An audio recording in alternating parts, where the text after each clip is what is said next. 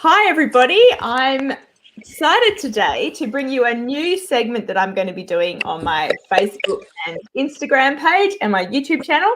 I do admit I stole this idea from the fabulous author Brenda Novak, who is an American romance and women's fiction author. And over COVID, she has been supporting independent bookshops by doing little interviews with them. And I thought, oh, that's a great idea, and that maybe I would do that with some fabulous Australian bookshops. So I'm delighted today to have Kerry from My Little Bookshop joining me as my guinea pig. She's kindly said yes to that. So please accept our apologies if this, the tech is not exactly perfect yet. We are working things out. So yeah, welcome, Kerry, and thank you so much for agreeing. Thanks for having me. No worries.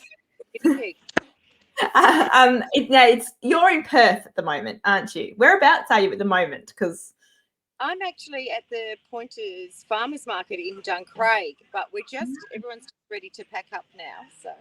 And the weather's quite warm, and you said you're feeling a little bit hot because you've been there for a few hours. Is that right? Yeah, I've been there since early this morning, and now the sun is shining and 27 degrees, so I'm melting a little bit. I hate that about the weather. Now, the reason you are in a different place is because your bookshop, My Little Bookshop, is a very unique concept, I guess. Do you want to tell us a little bit about My Little Bookshop? Okay, well, My Little Bookshop is 3 vans, and we travel around Western Australia at this point, hopefully Australia one day. Yes. So we take the books out to the readers. We are a quirky bookshop on wheels, and we very much promote WA authors as well. So I love the idea. Sorry, what was I saying? I'm just going to try and see if we can get what I do a little bit. So this is one of your vans, is it? And you've got 2 others, you said. Yes. So I guess you've got other people working for you. Is that right now? Or? The family. A family business. The best businesses. Oh, absolutely. They were all involved. When initially I started, it was me as a lifestyle hobby. And very quickly learned that it's turning into a full-time business. And That's the whole family's involved now. It's been so wonderful because, bookshops are often struggling because of other big chains and online things. So it's so wonderful to see a new concept. And I think, having lived in a small town myself, I mean, I know you don't just go to small towns, but I have seen that you've ventured quite far out into the country sometimes, don't you? Yes. Well, last year we obviously didn't go too far afield at all. No one did. We're just venturing back out again now, back out into the country. So, and I was going to say, I think that's such a brilliant concept and such a brilliant thing to offer, because living in the country, you just don't get that opportunity to go and browse through bookshops. And there's nothing quite like, I mean, we can all shop online, but there's nothing quite like actually going into a bookshop and picking up a book, being, the covers. I mean, we all cover people, I would say. Do you judge books by covers? I do, and in fact, I'm not sure if you can see this one here behind me. There's The Death on the Nile. If I can. Yes, Agatha Christie one. Yeah, and it's like a 30s special edition hardcover. So I literally stocked that because of the cover. Because of the cover. Yeah, no, that's good. I'll definitely ask you a little bit about the type of books you like reading. So yeah, I just love the concept. Plus, you've got the vans. I'll try and get some photos maybe from you so we can put a couple of photos with the video on Facebook. Yes, I'm not sure if I do a little. Yeah, go a bit further out. I mean, how gorgeous is that? We can sort of see. That is just beautiful, like so cute and quirky and vintage. I love it. The colours. Did you design the colours yourself? Did you design it? Yes, I did. I just have a love of all things 50s. So Audrey Hepburn was my icon. Perfect. And for me, coming home from school, it was like turning on like Happy Days. Yes. And that sort of the black and white checker floor of the diner. So that's Happy Days. I loved Happy Days, and I haven't thought about Happy Days for a long time. I'm actually going to find some old episodes. So I'd love to know. You said it was a family, or sort of a hobby to start with. You must have been passionate about books for a while. Have you been in the book industry before? How did you decide to do this, and why? lost my job, made redundant, and for my age group now, it's very, very difficult to get back into the employment field. There's a lot of young people that you've got to compete with, and I thought I'm surely at that point in my life where it's about me and what I want to do. So our parents, when I was 13, we all went travelling around Australia in a caravan, did education by correspondence. So that thread was always there with the travelling. I've been expat for a while. And I've always just been a reader. I've just loved reading. And I thought, well, these are the two things that I really love in life. I'll put them together and make a little business. Brilliant. Yeah, that's brilliant. I didn't realise that turned out to be the only one in Australia, though. Are you? So I was going to ask that as well, because I know I've read a book about a traveling traveling bookshop by the lovely. I'm sure. No, it wasn't a traveling bookshop. It was a traveling tea shop. I'm sure. Anyway, but I think it's such a fabulous concept, and so it's interesting that you're the only one. You could franchise and become, have little big bookshops all over every state. Hopefully. I'm looking actually to go to Adelaide towards maybe September, October and suss out their scene over there. Oh, that would be awesome. And then you could stop along the way at some little country towns and have a pop-up bookshop. Is that what you plan on doing? Oh, yes, because that's the beauty of the country. The people are so welcoming. The shires, the councils, they're all so lovely to be like, come on into town. Nice. We're obviously, when you're in the metro area, there's quite a few more restrictions in place. So, of course. So I'm curious about a couple of things. Do you also sell your books online? I think I know the answer, but I'm just... Yes, I do sell them online, mylittlebookshop.com.au. So, and we do a free metro delivery once a week around the area. Okay. So, Oh, that's good. So if you're watching from Perth and you want to support a fabulous small business by a fabulous lady, then go on also on your website, which we'll do a shout out to as well later. You've got a list of the events coming up and things like that too, and your Facebook page. Is that right? So people can come find you in WA at their local farmers markets or other festivals. Yeah, we've pretty much got the metropolitan area covered for markets.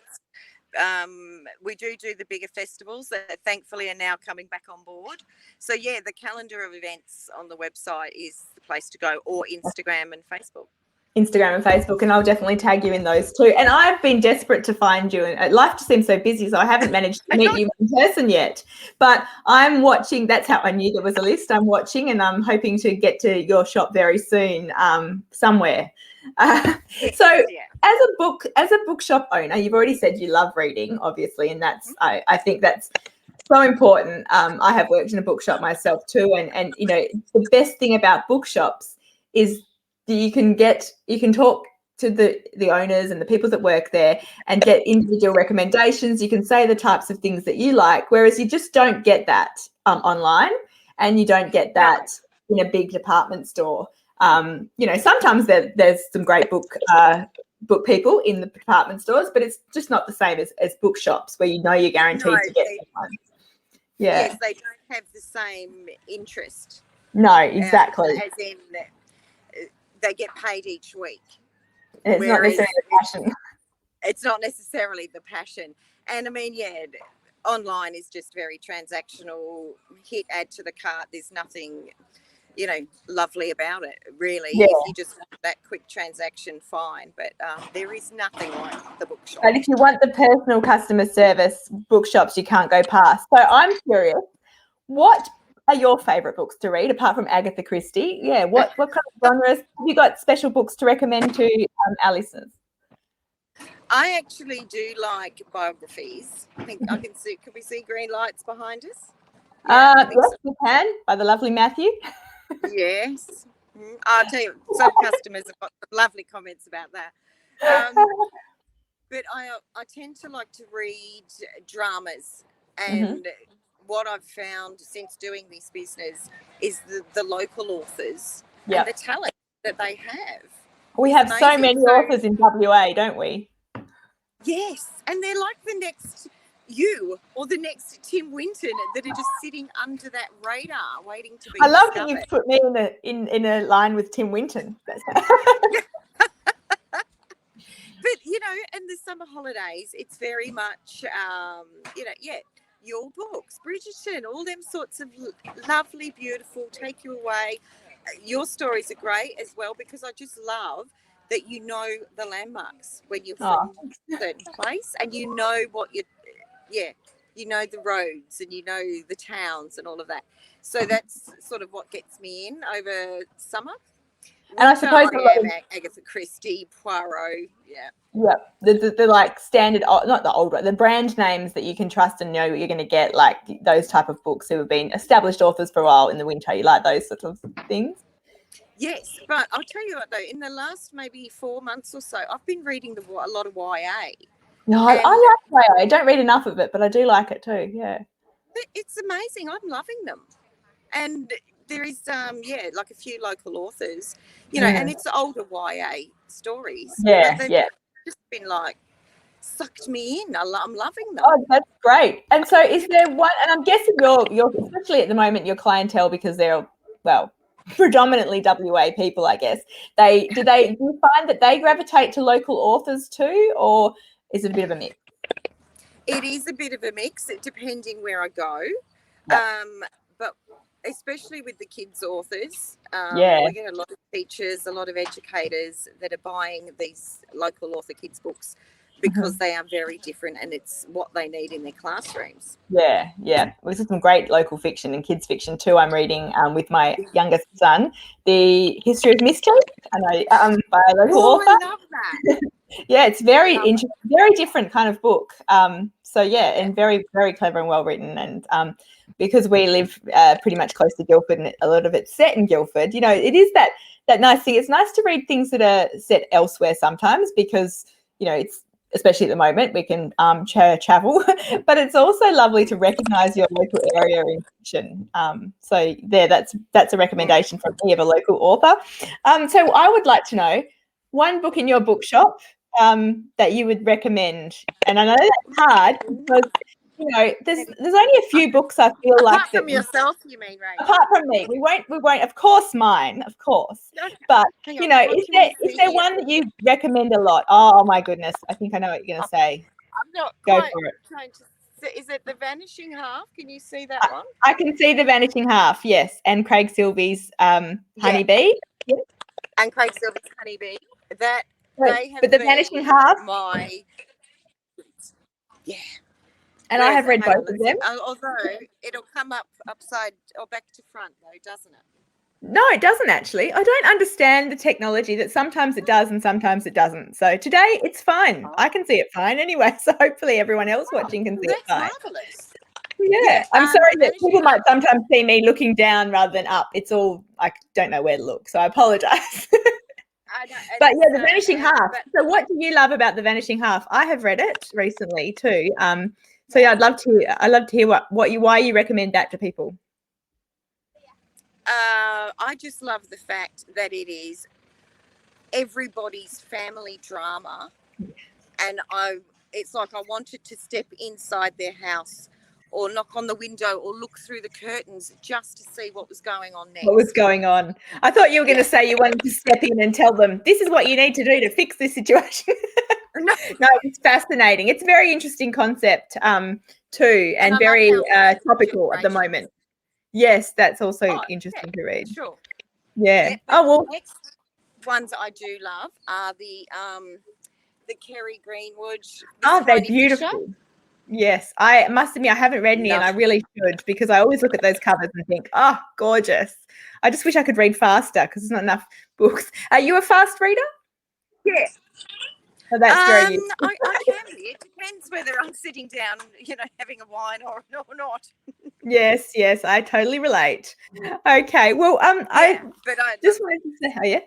Sorry, I was going to say, there's a bit of a time lapse, so I don't mean to speak over you. Is there anything else you would like to tell us special about your bookshop? Or actually, one thing, what has been the best thing you have discovered or felt? The best experience you've had, what you like? The audio. Oh, sorry. Maybe it's me. Is that better? Can you hear me now? The audio. Can you hear me now? That's it. You're back. Okay. What has been the best thing you have found, like the most wonderful thing about having a bookshop since you've started your business? We're not.